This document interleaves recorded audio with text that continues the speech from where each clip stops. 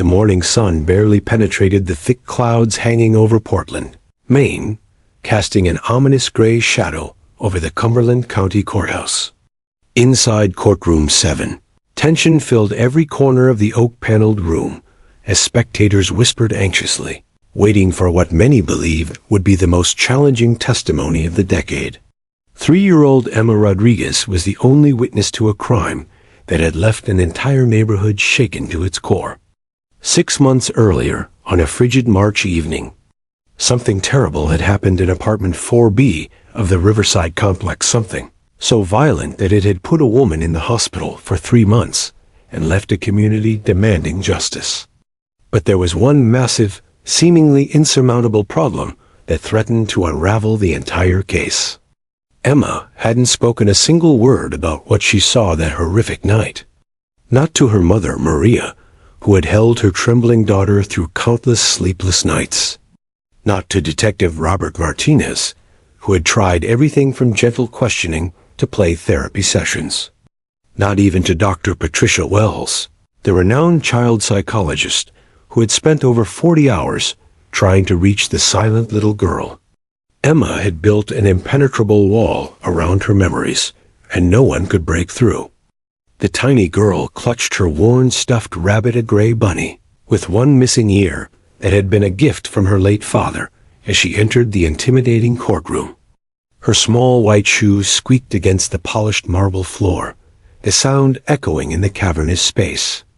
Her big brown eyes, rimmed with dark circles from months of nightmares, scanned the sea of unfamiliar faces that turned to stare at her. Lawyers in expensive navy suits shuffled papers at their tables, their expressions grave. The prosecution team, led by Assistant District Attorney Jennifer Walsh, looked exhausted. They had worked tirelessly on this case, but without Emma's testimony, they had nothing but circumstantial evidence. The defense attorney, Marcus Holloway, wore a barely concealed smirk of confidence. He knew that a 3-year-old who refused to speak couldn't testify, and without her words, his client would likely walk free. At the defendant's table sat Marcus Thompson, a 38-year-old construction foreman, whose calm demeanor masked a history of violence that had somehow been overlooked for years. He sat perfectly still, his hands folded on the table, watching Emma with cold, calculating eyes. When Maria Rodriguez noticed him staring at her daughter, her hands began to tremble uncontrollably. Judge Patricia Brennan, a stern woman in her 60s, with silver hair pulled back in a tight bun, watched the small child enter with deep concern etched across her face. In her 30 years on the bench, she had seen many difficult cases, but few had troubled her as much as this one. The law was clear: a witness must be able to communicate to testify. If Emma couldn't or wouldn't speak, there was nothing the court could do. "All rise," the bailiff announced, though everyone was already standing, watching Emma's slow procession down the aisle. Maria guided her daughter forward with a gentle hand on her back. The young mother's face was pale, her eyes red from crying. She had lost her husband, Army Sergeant David Rodriguez, just 2 years earlier in a training accident overseas. Now, her precious daughter, the only piece of David she had left, was trapped in a prison of traumatic silence. Maria had prayed every night for 6 months that Emma would find her voice again, but so far, those prayers had gone unanswered. As they approached the witness stand, Emma suddenly stopped. Her little body went rigid.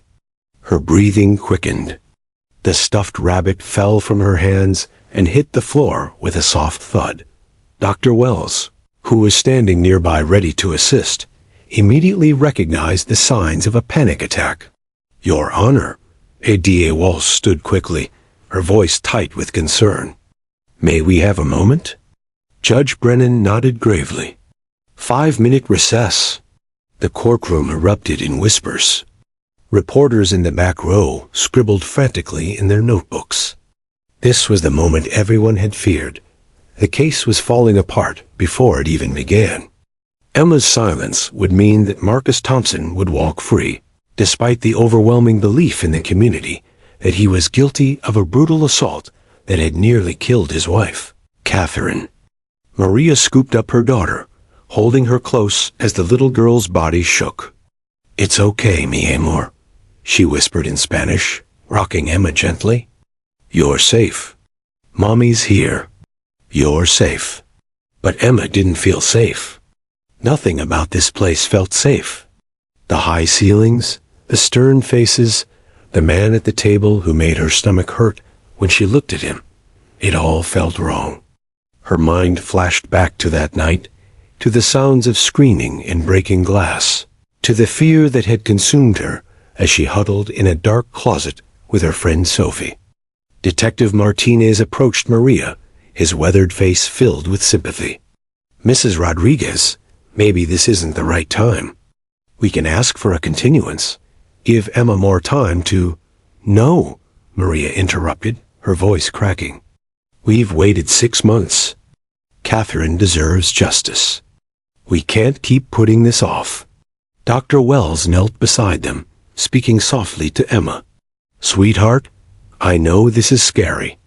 But remember what we talked about. You don't have to be afraid. All these people are here to keep you safe." Emma's eyes remained fixed on the floor, her lips pressed together in a thin line. The silence was deafening. Judge Brennan watched the scene with growing resignation. She had hoped they had all hoped that somehow Emma would find the courage to speak when the moment came. But as the minutes ticked by, it became increasingly clear that hope might not be enough. ADA Walsh exchanged a desperate glance with her co-counsel. Without Emma's testimony, they had no weapon, no confession, no solid evidence linking Marcus Thompson to the crime beyond reasonable doubt. Yes, he had been at the scene. Yes, his wife had been beaten nearly to death. But his defense was simple. An unknown intruder had attacked Catherine while he was outside having a cigarette. Without Emma's words, they couldn't prove otherwise. The defense attorney, Marcus Holloway, leaned back in his chair with satisfaction. He had seen this coming from the beginning. A traumatized 3-year-old was never going to be a reliable witness. In moments, he would move to dismiss, and Judge Brennan would have no choice but to grant it. Just as the judge was about to call the court back to order and likely dismiss the case, something unexpected happened. The heavy courtroom door at the back creaked open. Everyone turned to look. The heavy oak door swung open with a low creak that seemed to echo through the hushed courtroom. All eyes turned toward the entrance, curiosity and confusion rippling through the crowd of spectators. Even Emma, still trembling in her mother's arms, lifted her tear-stained face to see who had entered. Officer Sarachun stepped through the doorway, her police uniform crisp and professional, her expression calm and purposeful.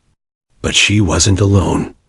Beside her, moving with dignified grace, walked a magnificent German shepherd. The dog's golden brown coat gleamed under the fluorescent lights, and his official police vest marked with a bright K9 unit patch gave him an air of authority that commanded immediate respect. This was justice, and he was about to change everything. "Your Honor," Officer Chun said clearly, her voice cutting through the murmurs, "I apologize for the interruption. I'm Officer Sarah Chun from the Portland Police Department's K9 Support Unit. I was asked to bring our certified therapy dog for this proceeding." Judge Brennan's eyebrows rose in surprise. She glanced down at her paperwork, shuffling through several pages. "I don't see any authorization for—" "It was a last-minute request, Your Honor," ADA Walsh interjected, standing quickly. Her voice carried a note of desperate hope.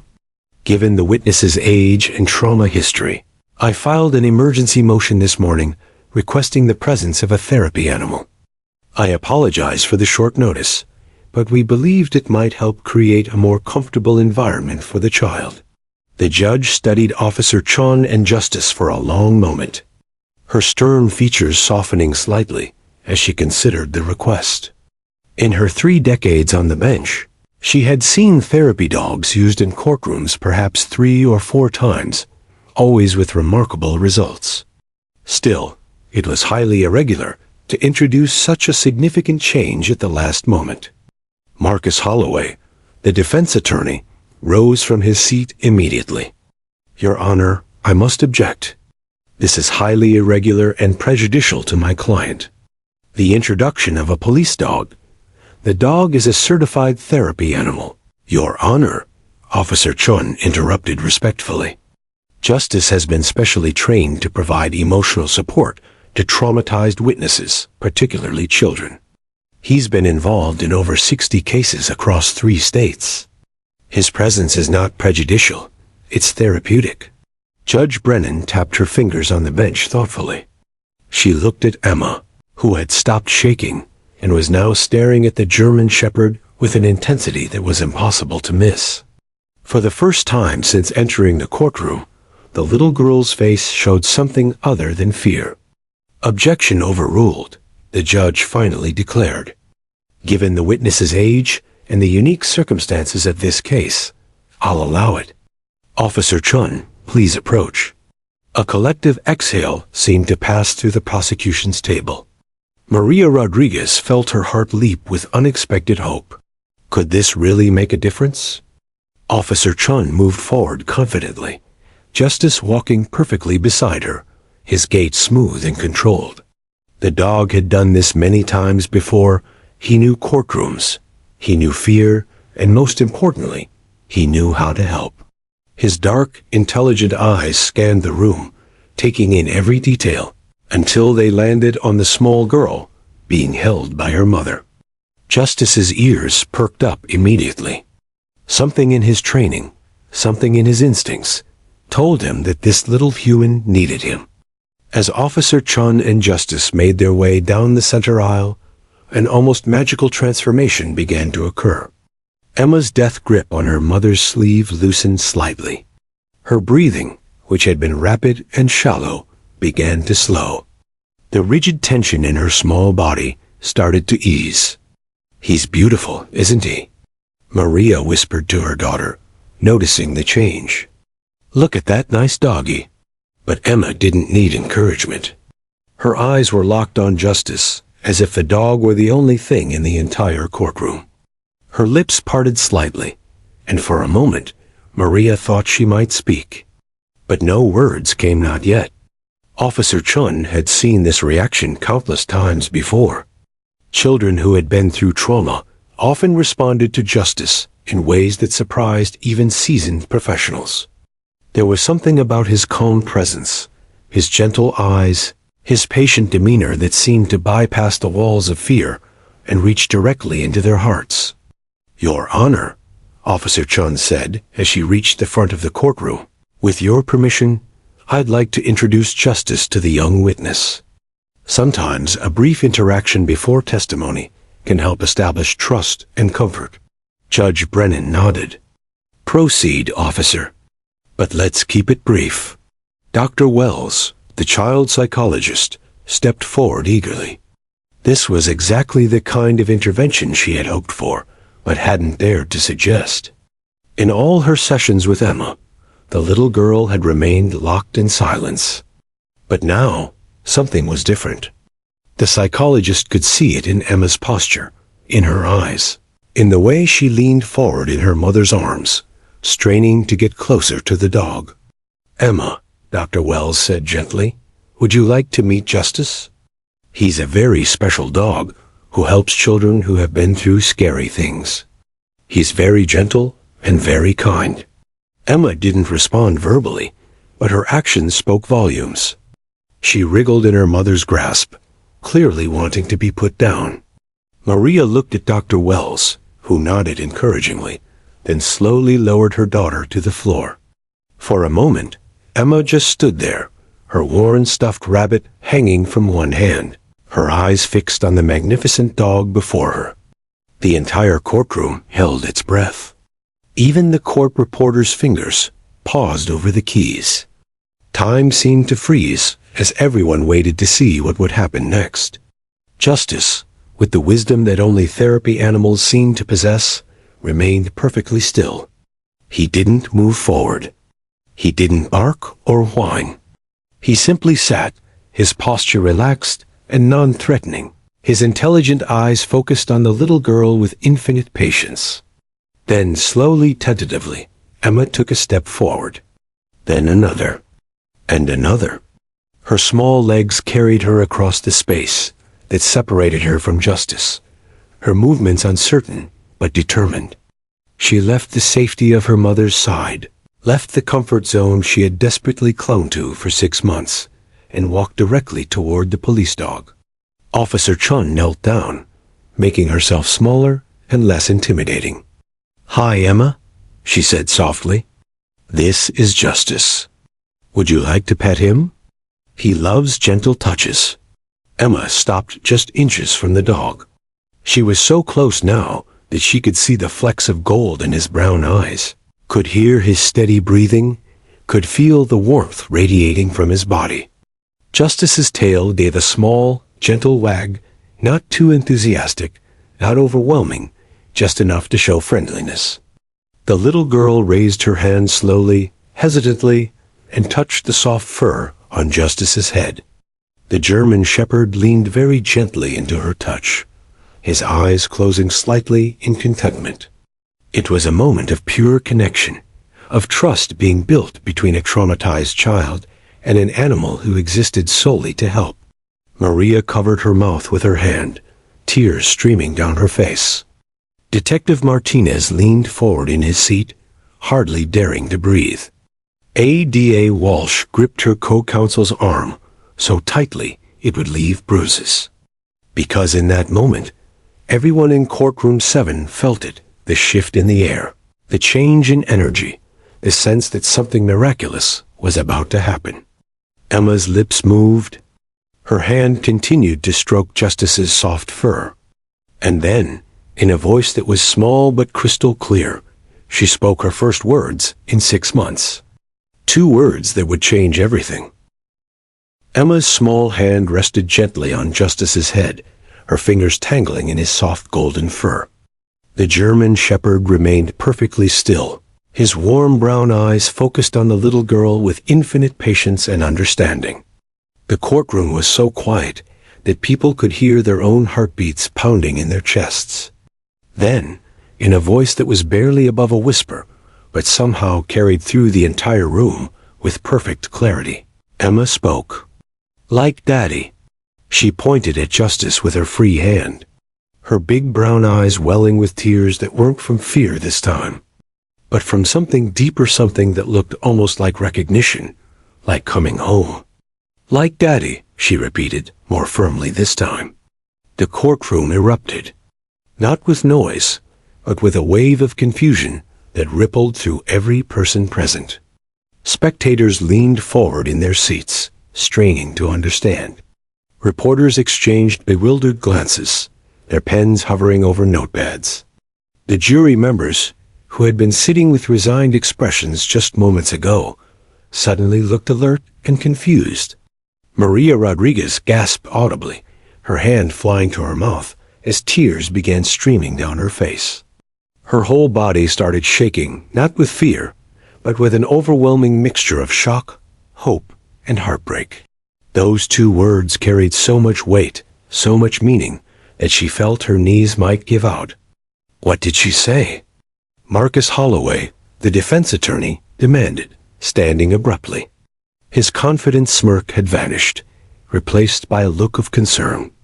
"Your Honor, I don't understand the relevance of—" "Quiet," Judge Brennan commanded, her voice sharp.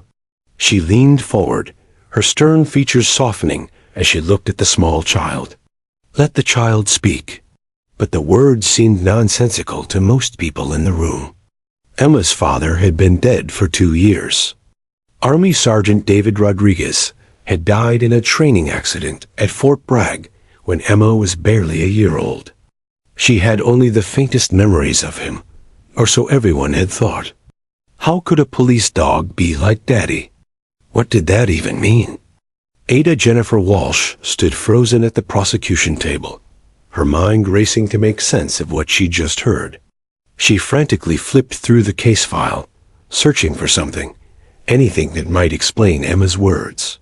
Her co-counsel, a young attorney named Robert Chun, leaned over and whispered urgently, "What's she talking about?"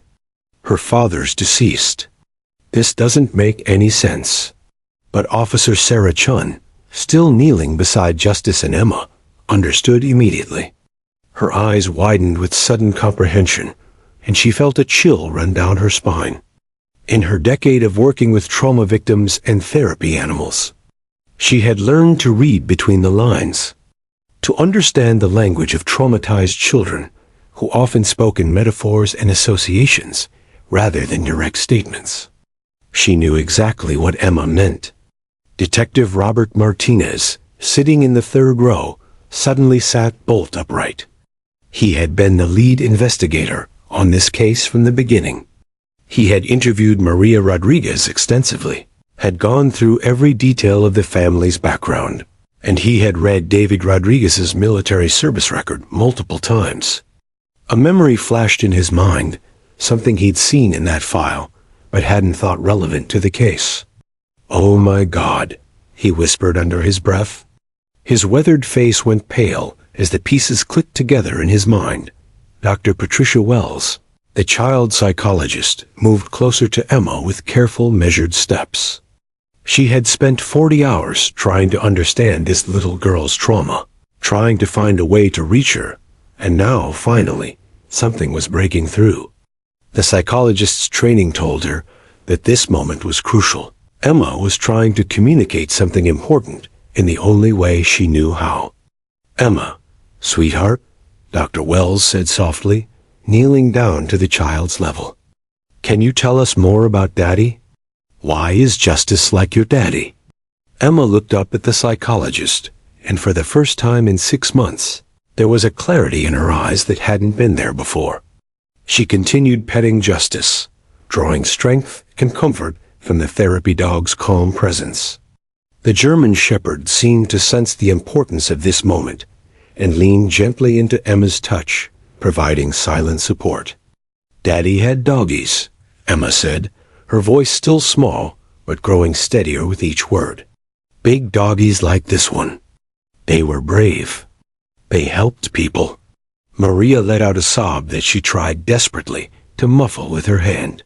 She sank into the nearest chair, her legs finally giving out. Because now she understood too. Now she knew exactly what her daughter was trying to say. "Daddy worked with the doggies," Emma continued, still focused on Justice. Her small fingers traced the police vest that the German Shepherd wore. "He told me stories about them before he went away. He said the doggies help soldiers.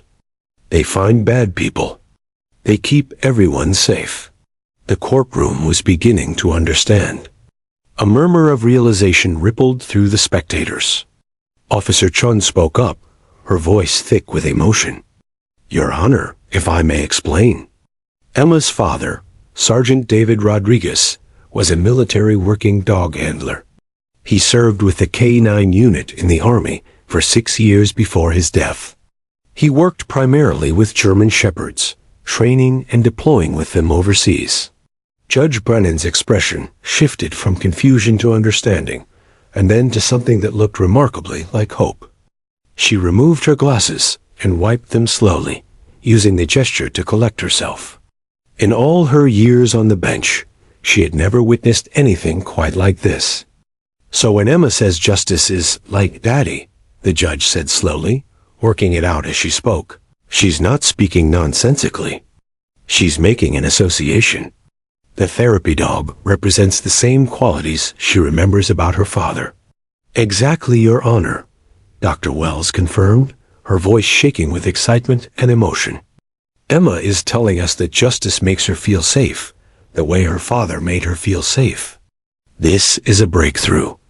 This is how she's processing trust and security."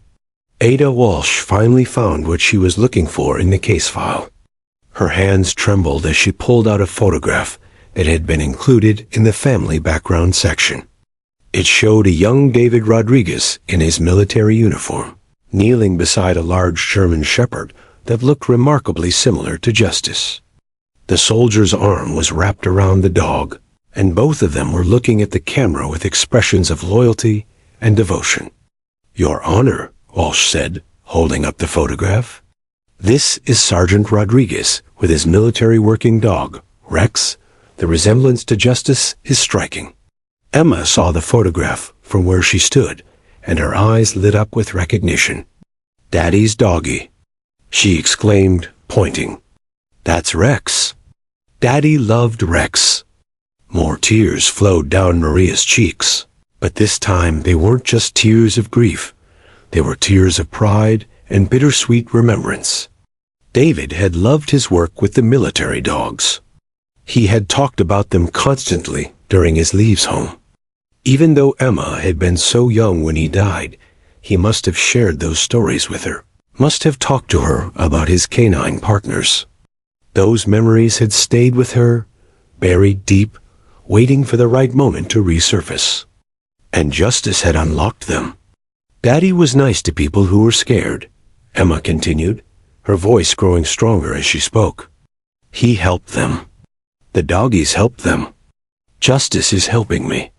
He's brave like Daddy was brave. Officer Chun felt tears pricking at her own eyes. This was why she did this work. This was why she had spent years training Justice, why she brought him to courtrooms in hospitals and crisis situations. Because animals like Justice could reach places that humans couldn't. They could unlock doors that had been sealed shut by trauma. Marcus Thompson, the defendant, shifted uncomfortably in his chair. His attorney placed a restraining hand on his arm, but Thompson's face had gone pale. Something about this turn of events clearly disturbed him. The atmosphere in Courtroom 7 had transformed completely. What had been a space filled with resignation and defeat just minutes ago now crackled with electric anticipation. Emma Rodriguez, the silent 3-year-old who had been the prosecution's greatest challenge, was finally speaking. And everyone in that room understood they were witnessing something extraordinary. Judge Patricia Brennan leaned forward on her bench, her usual stern demeanor softened by genuine compassion. She had presided over thousands of cases, but this moment watching a traumatized child find her voice through the presence of a therapy dog was unlike anything in her 3 decades of service. "Emma," the judge said gently, her voice taking on a warmth that few people ever heard from her. "You're doing wonderfully, sweetheart. Can you tell us more about why Justice makes you feel safe?" Emma looked up at the judge, then back down at Justice. Her small hand continued stroking the German Shepherd's soft fur, drawing strength from each touch. The dog remained perfectly still, his breathing calm and steady, providing an anchor of stability in what must have felt like an overwhelming situation for such a young child. "When Daddy was home," Emma began, her voice quiet but clear, "he told me bedtime stories. About the brave doggies. About how they protect soldiers. About how they can smell bad things and find lost people." She paused, her little face scrunching up as she tried to find the right words. "He said the doggies have special powers. They can tell when someone is scared, and they make the scared go away." Maria Rodriguez wiped her tears with shaking hands, nodding as she listened. She remembered those bedtime stories. David had been so proud of his work with the military working dogs. He would act out adventures with stuffed animals, making Emma giggle as he told tales of heroic canines saving the day. Those stories had been some of Emma's favorite memories. Even at such a young age, Dr. Patricia Wells, the child psychologist, moved closer, her professional instincts telling her that this was the breakthrough moment they had been working toward for 6 months. But she also knew that pushing too hard, too fast could cause Emma to retreat back into silence. The approach had to be gentle, patient, and most importantly, on Emma's terms. "Emma," Dr. Wells said softly, settling down on the floor beside the little girl, making herself less intimidating by matching the child's height. "Justice does have special powers, just like your daddy's doggies. He can tell that you've been through something scary. He wants to help you feel safe enough to talk about it. Do you think you could tell us what happened that night at Sophie's house?" The courtroom went completely silent. This was it, the moment that would determine whether justice could be served or whether Marcus Thompson would walk free. Every person present held their breath, afraid that even the slightest sound might break the fragile spell that had been cast. Emma's eyes filled with tears, but she didn't look away. Instead, she pressed her face against Justice's neck, burying her fingers in his fur. The German shepherd, with the intuition that therapy animals seem to possess, gently shifted his position to provide more support, leaning into the little girl's embrace. "It was scary," Emma whispered, her voice muffled against Justice's fur. "Really, really scary." "I know it was, sweetheart," Dr. Wells encouraged. "But you're safe now. Justice is here, your mommy is here, and all these people are here to make sure nothing bad happens to you. Can you tell us what made it scary?" Officer Sarah Chun remained kneeling on Emma's other side, her hand resting lightly on Justice's back, ready to intervene if the dog needed guidance. But Justice needed no guidance. He had been trained for exactly this scenario, and his instincts were flawless. He remained calm, steady, a living, breathing security blanket for a traumatized child. Emma pulled back slightly from Justice and looked up at her mother. Maria gave her an encouraging nod through her tears, mouthing, "It's okay, baby. You're safe." "I was sleeping at Sophie's house," Emma began, her voice so quiet that the court reporter had to lean forward to catch every word. "Sophie is my best friend. She has the same Elsa doll as me. We were having a sleepover." Marcus Thompson's jaw clenched. His attorney, Marcus Holloway, placed a warning hand on his client's arm, but the defendant's composure was clearly beginning to crack.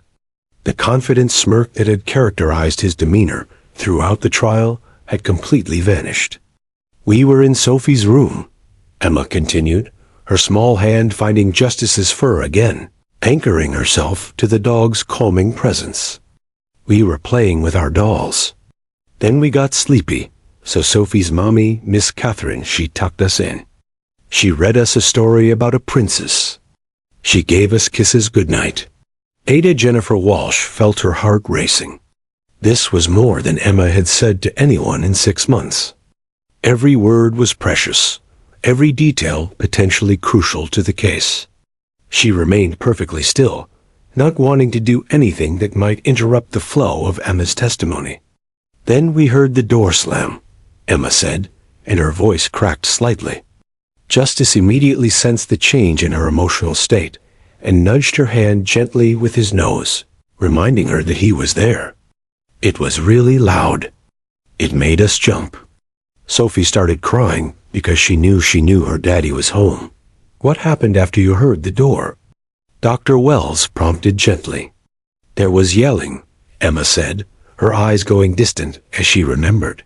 "Sophie's daddy was yelling bad words. Really bad words that my mommy says I should never say. He was yelling at Miss Catherine. He sounded really mad." Maria closed her eyes, her heart breaking for her daughter, who had witnessed something no child should ever see. She wanted to rush forward and scoop Emma up to protect her from having to relive these terrible memories. But she knew this had to happen. Catherine Thompson deserved justice, and Emma was the only one who could provide it. Miss Catherine was crying, Emma continued, her own tears starting to flow now. She was saying, "Please stop, and you're scaring the girls." But Sophie's daddy didn't stop. He kept yelling. Then we heard crashing sounds, like things were breaking. Detective Martinez was leaning so far forward in his seat that he was practically standing. His mind was racing, cataloging every detail Emma provided, cross-referencing it with the crime scene evidence they had collected. Everything she was saying matched the physical evidence, the broken furniture, the shattered dishes, the chaos that had greeted officers when they arrived that night. "Sophie was really scared," Emma said, looking up at Dr. Wells with eyes that seemed too old for a 3-year-old. She said we had to hide. She said when her daddy gets like this, we have to hide and be very, very quiet. The implication of those words hit everyone in the courtroom like a physical blow. This wasn't the first time. Sophie Thompson, at just 3 years old, already had a protocol for when her father became violent. She knew they had to hide. The pattern of abuse was suddenly, heartbreakingly clear. "Where did you hide, Emma?" Dr. Wells asked, her professional composure barely masking her emotion. "In Sophie's closet," Emma answered. "She has a big closet with lots of clothes. We went all the way to the back, behind the hanging dresses. There's a spot there where you can see through the little lines in the door, the little slits."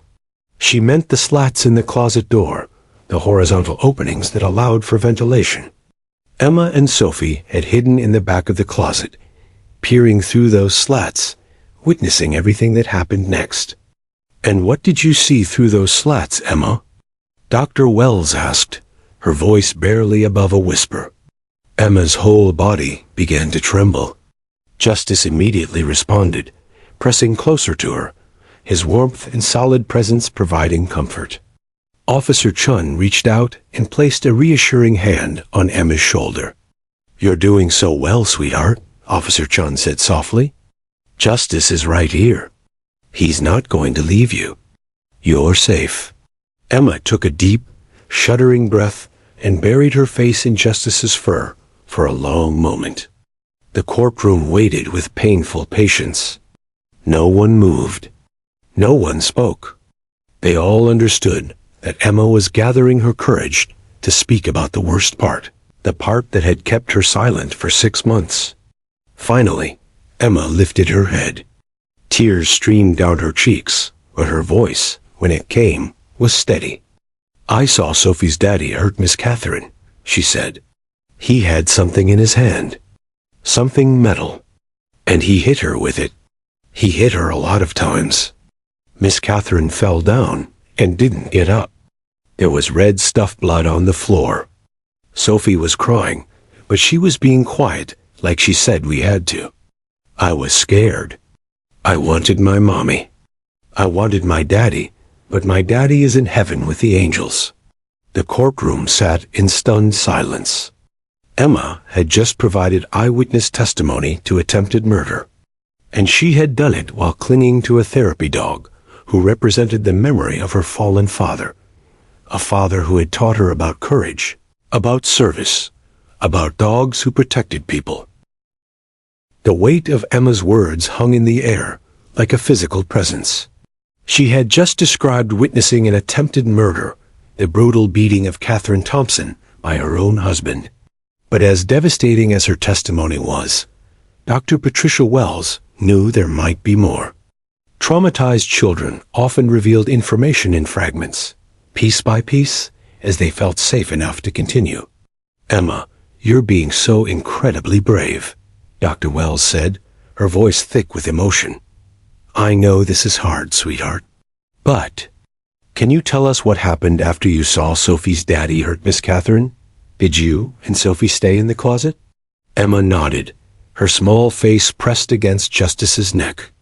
The German shepherd remained perfectly still, his calm breathing providing a rhythmic comfort that seemed to anchor the little girl to the present moment, keeping her from being completely lost in the terrifying memories. "We stayed really quiet," Emma whispered. Sophie put her hand over her mouth so she wouldn't make noise. "I did too. We stayed there for a really, really long time. It felt like forever." Maria Rodriguez had her hand pressed firmly over her mouth, tears streaming continuously down her face. She had known her daughter had been through something traumatic, but hearing the details, hearing the fear in Emma's voice even now, 6 months later, was almost unbearable.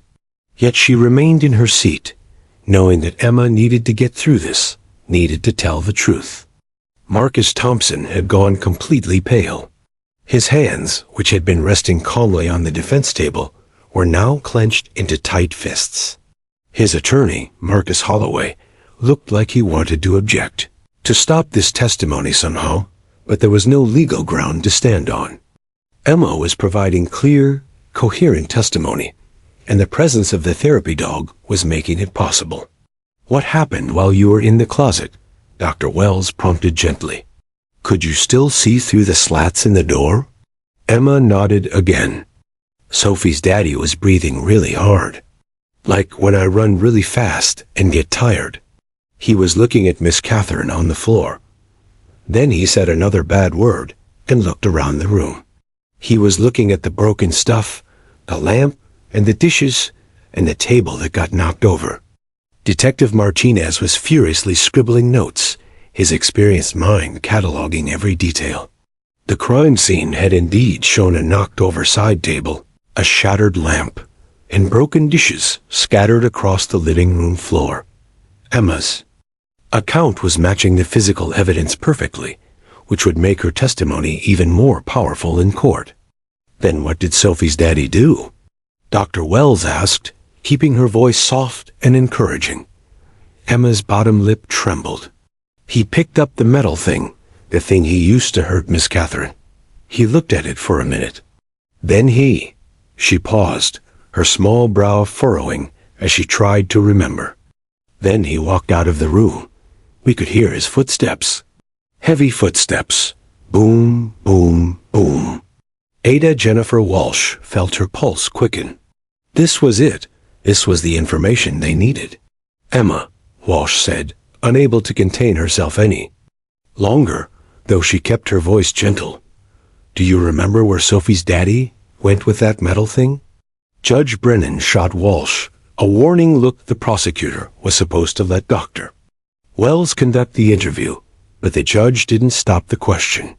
Everyone in the courtroom was on the edge of their seats, sensing that something crucial was about to be revealed. Emma looked up at Justice, drawing strength from his steady gaze. The dog's dark eyes seemed to communicate understanding, patience, and unwavering support. Officer Sarachun gently stroked Justice's back, proud of her partner for doing exactly what he'd been trained to do, providing the emotional support that allowed truth to emerge. "He went to the garage," Emma said, her voice suddenly clearer, more certain. "We could hear the door open. The one that goes from the kitchen to the garage. It makes a squeaky sound. Sophie knows that sound. Then we heard him walking around in there, moving things.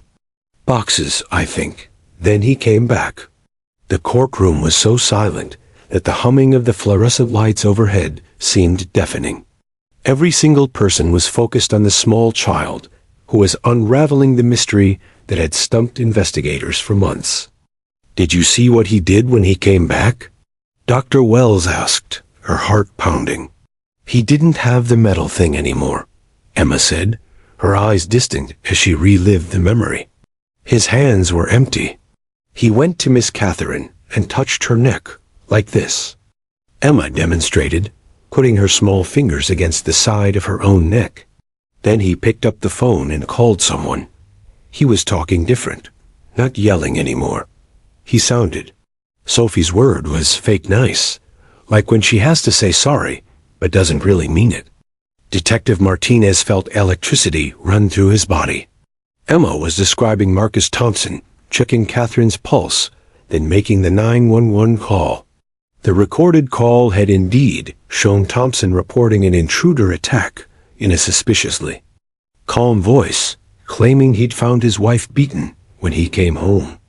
But Emma's testimony was proving it was all an act. Thompson had been the attacker, and he'd called 911 to cover his tracks.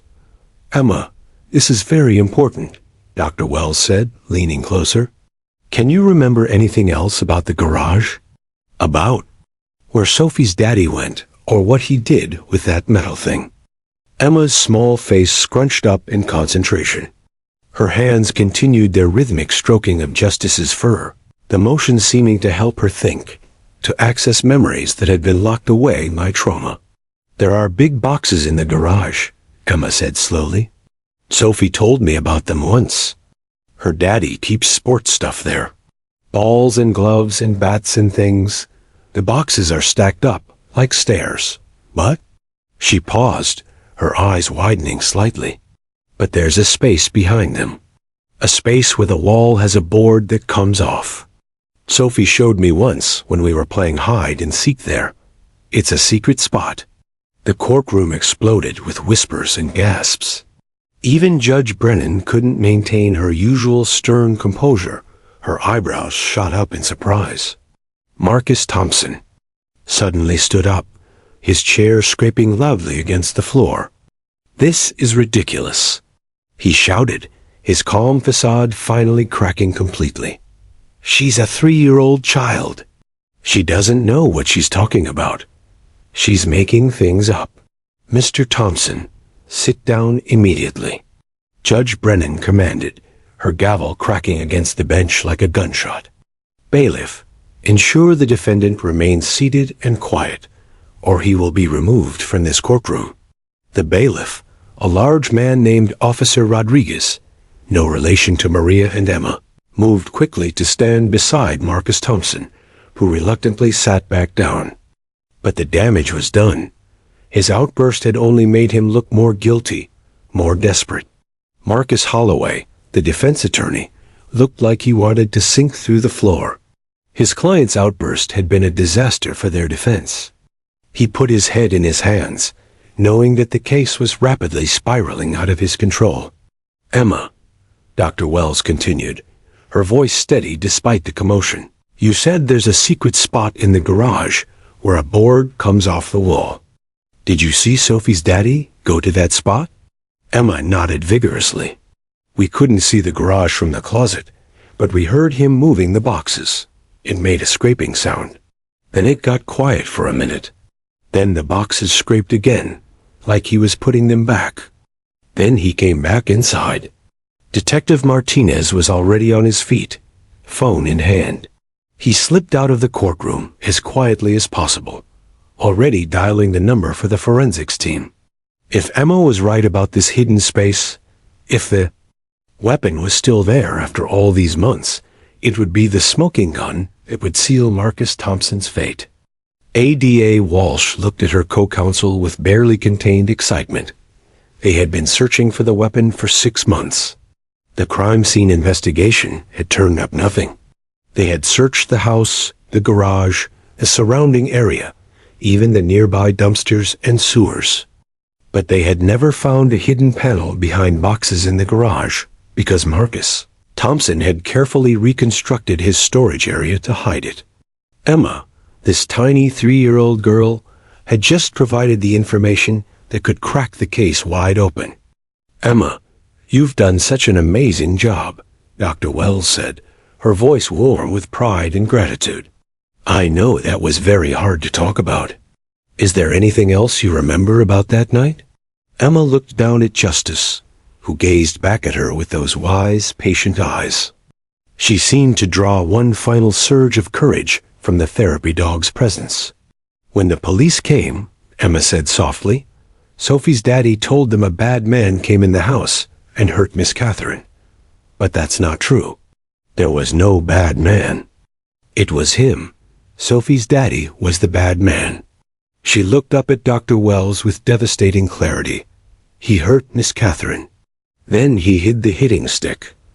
Then he lied. But I saw everything. Me and Sophie, we saw everything." The courtroom sat in absolute stunned silence. Detective Robert Martinez's hands trembled slightly as he stood in the corridor outside courtroom 7, his phone pressed tightly against his ear. His heart pounded with an intensity he hadn't felt since his early days as a beat cop.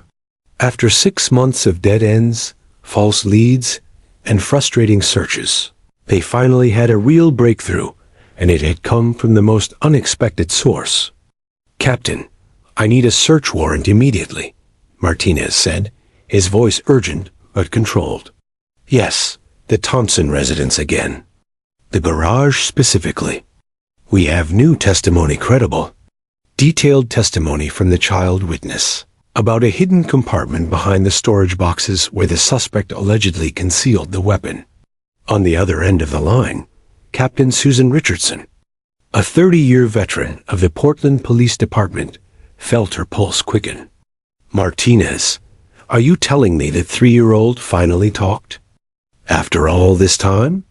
"She did more than talk, Captain. She gave us everything. Description of the assault, the weapon, and most importantly, where Thompson hid it. We need to move now before. Say no more. I'll have Judge Morrison sign off on the warrant within the hour. I'm sending the forensics team to meet you there. Martinez, if this kid is right, if we find that weapon, this case is closed. Thompson goes away for a very long time." "I know, Captain.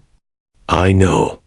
Martinez glanced back at the courtroom door, where inside, a small girl was still clinging to a therapy dog, having just displayed more courage than many adults he'd known.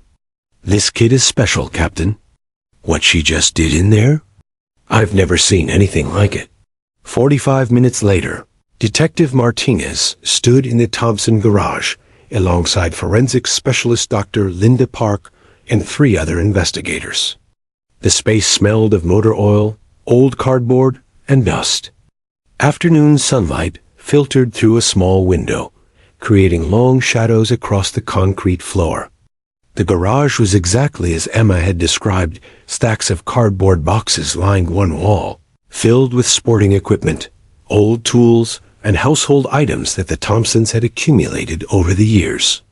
To any casual observer, it looked like a typical suburban garage, cluttered but organized.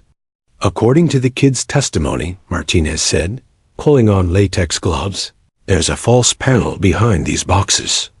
She said the wall has a board that comes off a secret spot where Thompson hid the weapon immediately after the assault." Dr. Park, a meticulous woman in her 50s who had worked hundreds of crime scenes, approached the stack of boxes with careful precision. "In all our previous searches, we never moved these boxes completely away from the wall. We looked in them, around them, but never fully displaced them. If there's a hidden compartment, Thompson was banking on us doing exactly what we did a surface-level search." "Let's not make the same mistake twice," Martinez said grimly. "Start moving everything." The team worked systematically, photographing each step, documenting the exact placement of every box before moving it. This was potential evidence, and they couldn't afford any mistakes that might give the defense grounds to challenge their findings in court. Box by box, they cleared the stack away from the wall. Martinez felt his anticipation building with each container they moved. Baseball equipment, old tennis rackets, camping gear, Christmas decorations, the mundane detritus of family life, hiding what might be the key to justice. Finally, the wall was exposed. At first glance, it looked completely normal standard drywall, painted the same pale gray as the rest of the garage. But Dr. Park, trained to notice the smallest inconsistencies, immediately spotted something. "There," she said, pointing to a section of wall about 3 feet off the ground. "See that? The paint is slightly different, newer, and there are faint tool marks along the seam that someone tried to cover up." Martinez's heart leaped. "Can you access it?" Dr. Park carefully ran her gloved fingers along the edges of what looked like a perfectly ordinary section of drywall. Then she found it a small indentation that served as a grip point. She pulled gently, and with a soft scraping sound, a section of drywall about 2 feet square came away from the wall, revealing a dark cavity behind it. The team fell silent, their collective breath held as Dr. Park shined her flashlight into the hidden space. There, lying in the darkness where it had rested for 6 months, was an aluminum baseball bat. Even in the dim light, they could see the dark stains along its length, stains that could only be one thing. "Oh my God," one of the junior investigators whispered. She was right. That little girl was absolutely right. Dr. Park carefully photographed the bat from multiple angles before reaching in to retrieve it. She held it up to the light, and everyone could clearly see the dried blood that had soaked into the metal and into the grip tape. Hair fibers were visible too, adhering to the sticky residue. "This is it," Dr. Park said, her voice tight with emotion. "This is definitely our weapon.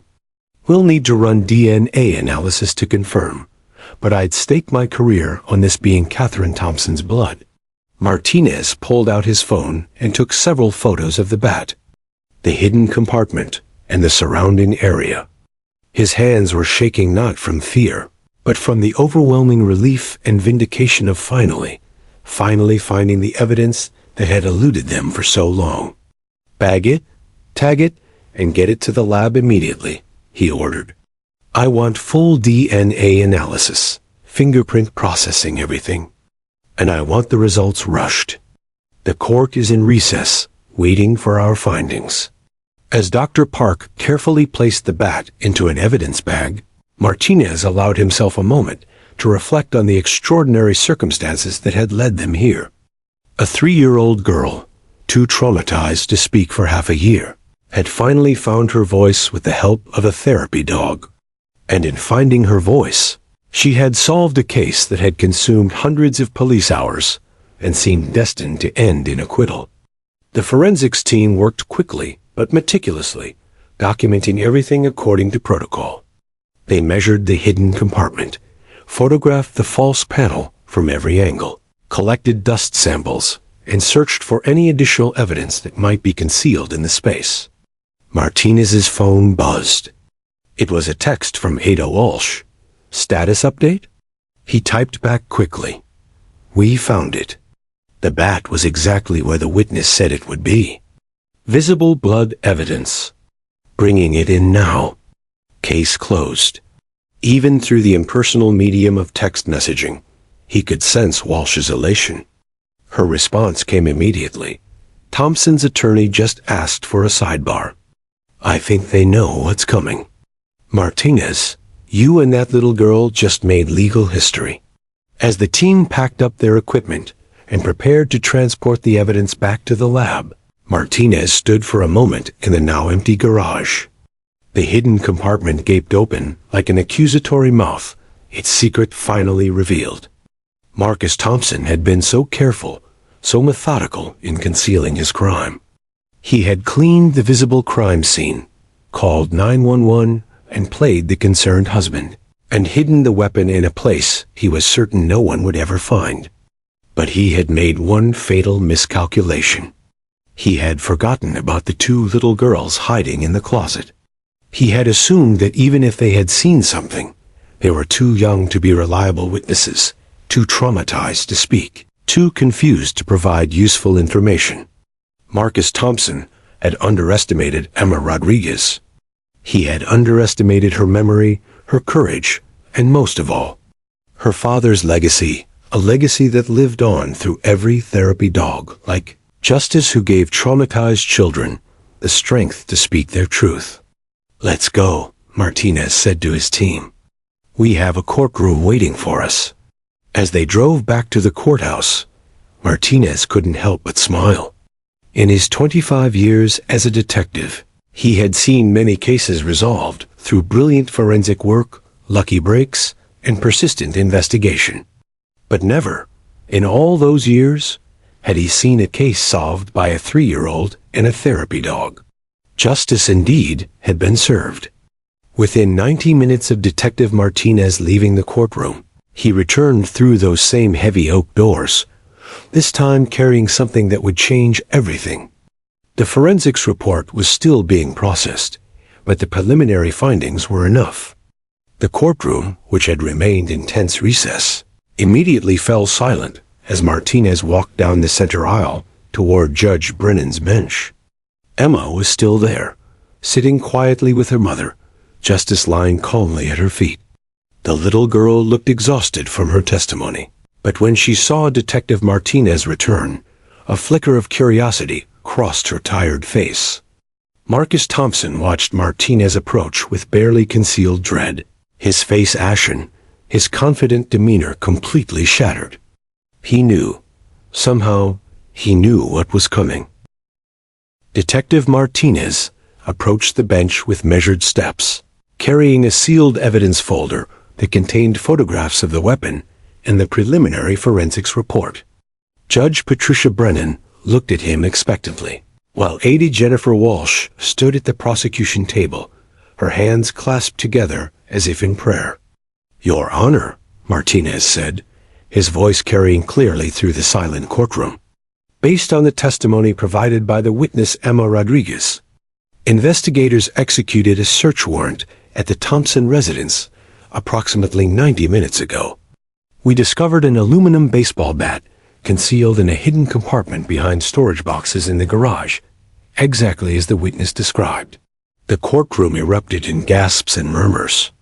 Several spectators leaned forward in their seats.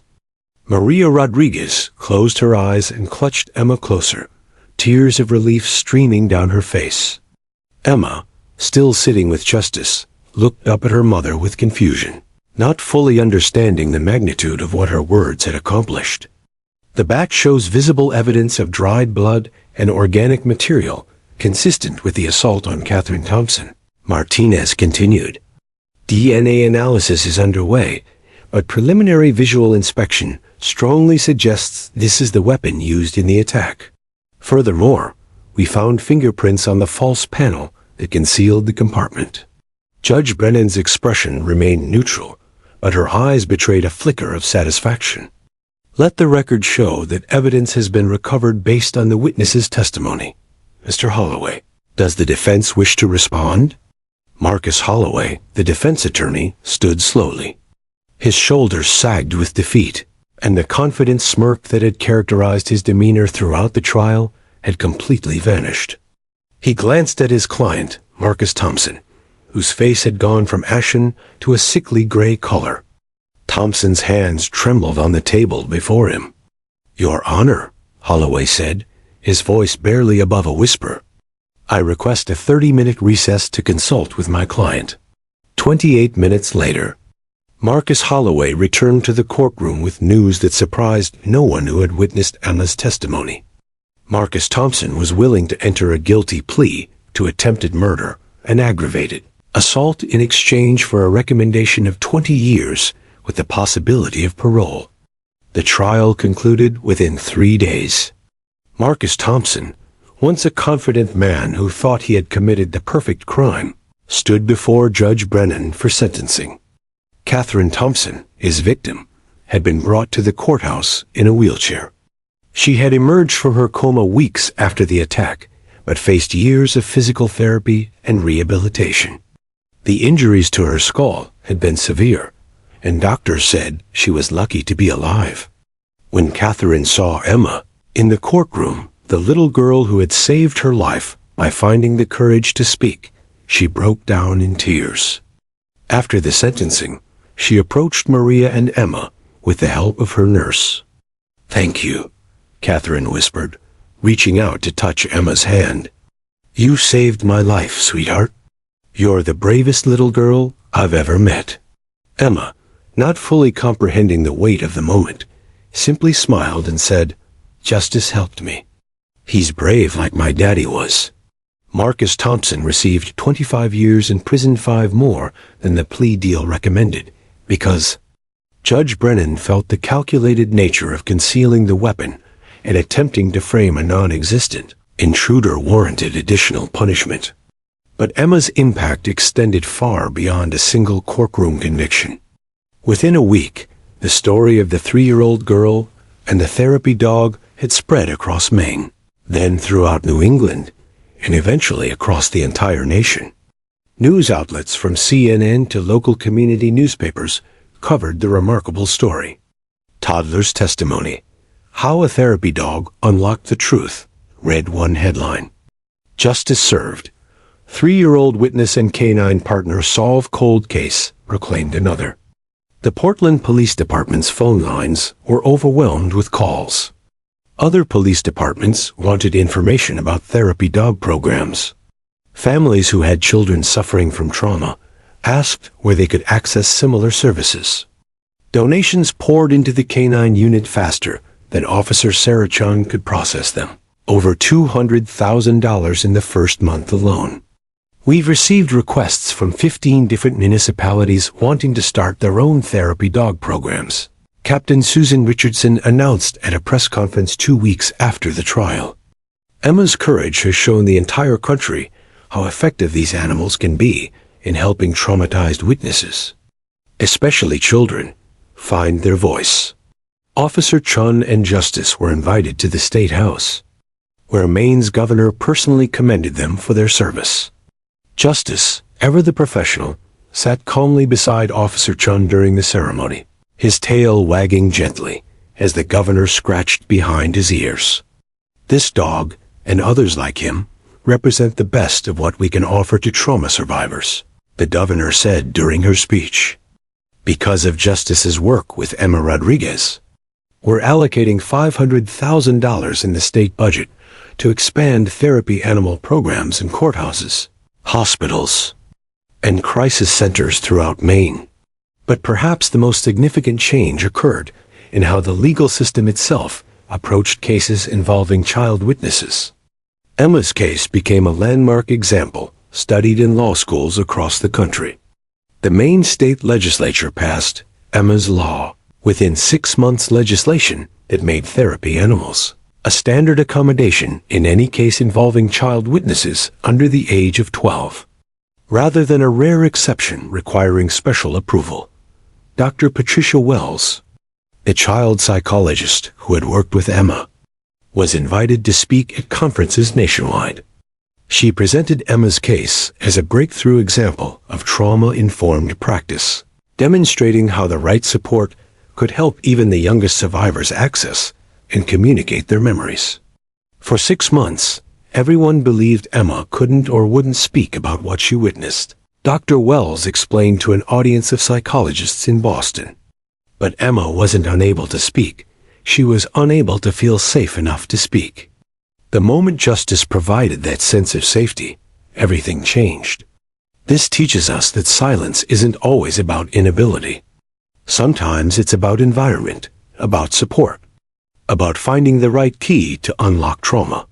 Universities began conducting research studies on the effectiveness of therapy animals in legal proceedings. The results were remarkable. Children who testified with therapy animal support showed 73% less anxiety, provided 58% more detailed testimony, and experienced significantly fewer post-testimony trauma symptoms compared to children who testified without such support. Mental health organizations across the country took notice. Funding for training therapy animals increased dramatically. Programs that had struggled to survive suddenly found themselves with waiting lists of dogs and handlers eager to join.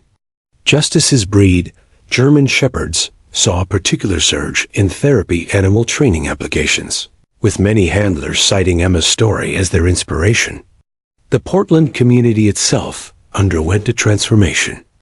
Riverside Complex, the apartment building where the assault had occurred, had been a place of fear and whispered conversations. Residents had been afraid to testify, afraid to get involved, afraid of retaliation. But Emma's courage, a 3-year-old doing what many adults had been too frightened to do, inspired a change. Neighbors began looking out for each other more actively. A community watch program was established. Domestic violence awareness workshops were organized. Catherine Thompson, once isolated in an abusive relationship, found herself surrounded by support from people who had previously looked the away. Emma didn't just save my life that night in the courtroom, Catherine said during a community meeting 3 months after the trial. She saved this entire community.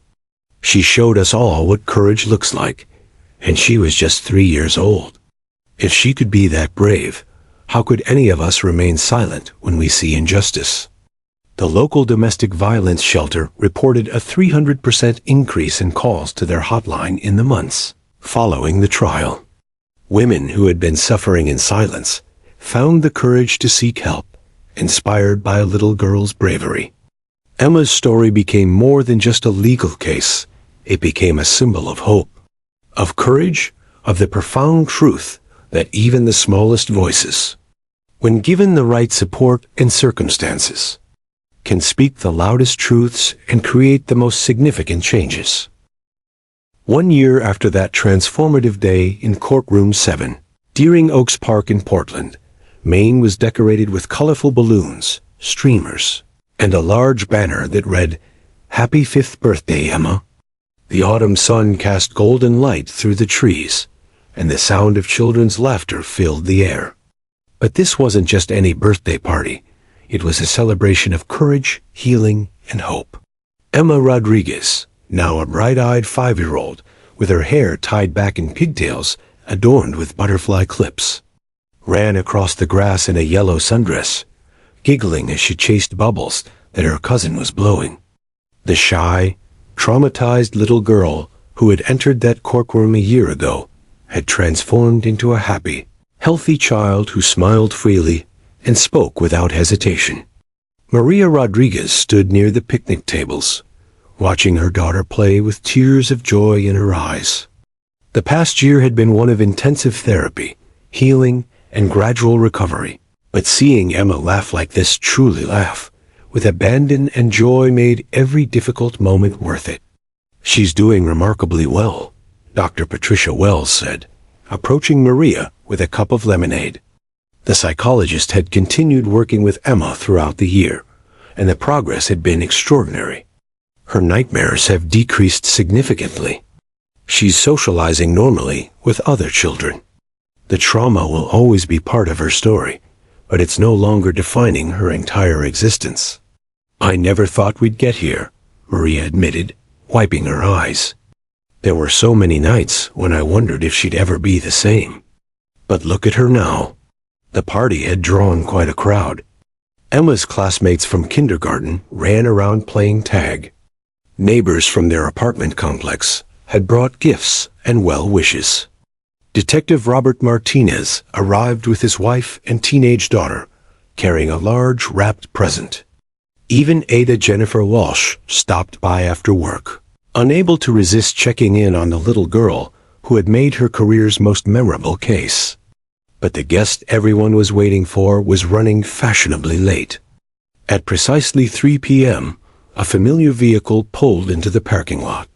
Officer Sarah Chun emerged from her police SUV, and from the back, she led out a magnificent German Shepherd whose tail was already wagging with excitement. "Justice!" Emma shrieked with pure delight, abandoning the bubbles immediately and sprinting toward her furry hero. "Justice is here. Justice came to my birthday." The other children stopped playing to watch as Emma threw her arms around the therapy dog's neck. Justice, ever gentle and perfectly trained, sat still and allowed the enthusiastic greeting, his tail thumping against the ground with happiness. His tongue lolled out in what could only be described as a doggy smile. Officer Chun knelt down beside them, grinning broadly. "Happy birthday, Emma. Justice has been looking forward to this all week. I think he missed you." "I missed him too," Emma declared, planting a kiss on top of Justice's head. "I tell everyone at school about him, about how he helped me be brave like my daddy." Throughout the past year, Emma had developed a special bond with Justice and Officer Chun. They visited once a month, allowing Emma to maintain that crucial connection that had saved her in the courtroom. These visits were therapeutic, yes, but they had also evolved into genuine friendship. "I brought you something special," Officer Chun said, pulling out a wrapped package. "Why don't you open it?" Emma tore into the wrapping paper with the enthusiasm only a 5-year-old could muster. Inside was a framed photograph, the one that had been shown in court of Emma's father, Sergeant David Rodriguez, kneeling beside his military working dog, Rex. But this wasn't just a copy of that photograph. Officer Chun had worked with a military artist to create a companion piece beside it, a portrait of Emma kneeling beside Justice, in the exact same pose, with the caption, "Legacy of Courage, like father, like daughter." Maria gasped when she saw it, her hands flying to her mouth. Fresh tears spilled down her cheeks, not tears of sadness this time, but tears of profound emotion and gratitude. "David would be so proud of her," Officer Chun said softly to Maria. What Emma did, the courage she showed, that's his legacy living on. She honored him and everything he stood for. Emma studied the photograph with wide eyes, comparing the image of her father to her own portrait with Justice. "We match," she said with wonder. "Me and Daddy, we match. We both have brave doggies."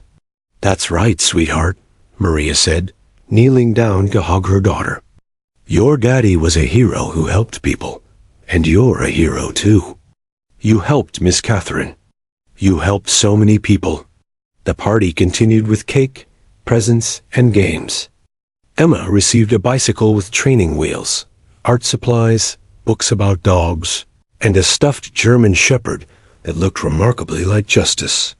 But her favorite gift was that framed photograph, which she insisted on carrying around for the rest of the party, showing it to anyone who would look. As the sun began to set and guests started to leave, Catherine Thompson arrived with her daughter Sophie and a large gift bag.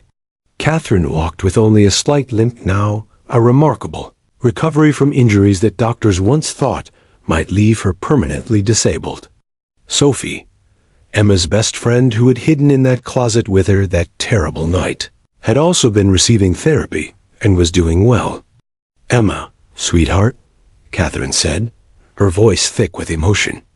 "Sophie and I wanted to give you this."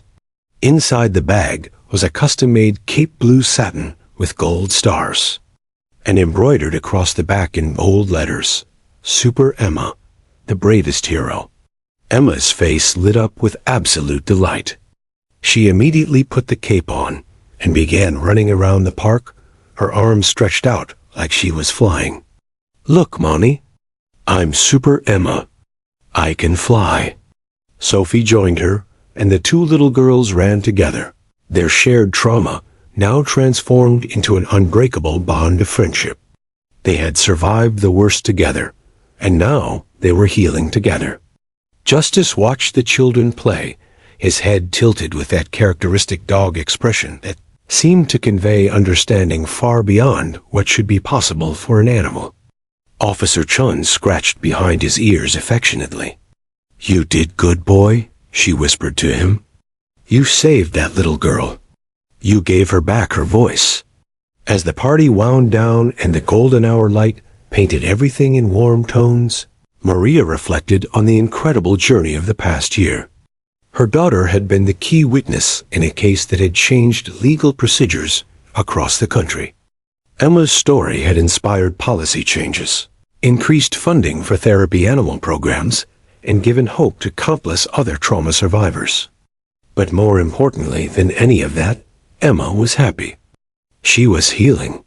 She was a normal 5-year-old girl who loved puppies, butterflies, and birthday cake. The trauma would always be part of her history, but it was no longer her prison. "What do you want to be when you grow up?" Detective Martinez asked Emma as he was preparing to leave. Emma didn't hesitate. She pointed at Officer Chun and Justice with absolute certainty. "I'm going to be a police dog helper, just like Officer Sarah. I'm going to help scared people feel brave, just like Justice helped me. And I'm going to do it for my daddy, because he helped people too." Officer Chun felt tears prick her eyes. "Emma, that would make Justice and me very proud. And I know it would make your daddy proud too." As the party finally concluded and families packed up to leave, Emma insisted on one more hug from Justice. She wrapped her small arms around the German shepherd's neck and whispered something that only the dog could hear. Justice's tail wagged gently, as if he understood every word. Maria took a photograph of that moment, Emma and Justice, silhouetted against the setting sun. A small girl and a noble dog, united by an unbreakable bond forged in the crucible of trauma and courage. That photograph would eventually hang beside the portrait of Emma's father in their living room. A reminder that courage runs in families, that healing is possible, and that sometimes the smallest voices, when given the right support and love, can change the entire world. Emma Rodriguez had entered Courtroom 7 as a silent, traumatized 3-year-old. She had left it as a hero. And now at 5 years old, she was simply a happy little girl with big dreams, a loving mother, and a very special dog who had taught her that bravery comes in many forms, and that even when you're scared, you're never truly alone. Justice continued his work, going on to help dozens more traumatized witnesses find their voices. But Emma would always hold a special place in his heart and in Officer Chun's memory, the little girl who said 2 simple words that changed everything. Like Daddy. Those words had unlocked a case, transformed a legal system, and reminded everyone that heroism isn't about size or age, it's about courage, truth, and the willingness to speak up when it matters most. And sometimes, all it takes is the right dog, the right moment, and a heart brave enough to remember that love and courage are the legacies we inherit and pass on.